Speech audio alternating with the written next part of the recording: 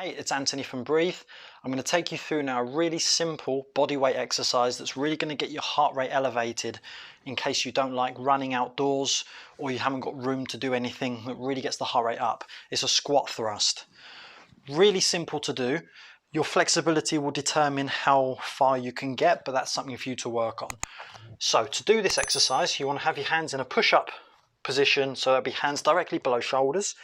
And you want to start with your feet together, so make sure you've got that nice active plank position, glutes squeezed, body in a nice straight line. What you're then doing is you're jumping to the point where your elbows and your knees come together, and the knees should come to just to the outside of the elbows and jump back. So it's a continuous jumping movement.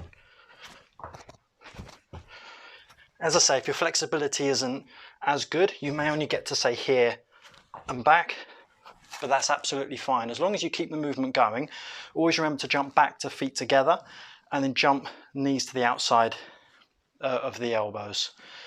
Hope you enjoyed that. See how many of those you can do. Notice your heart rate really elevating, and I'll see you soon for another video. Take care.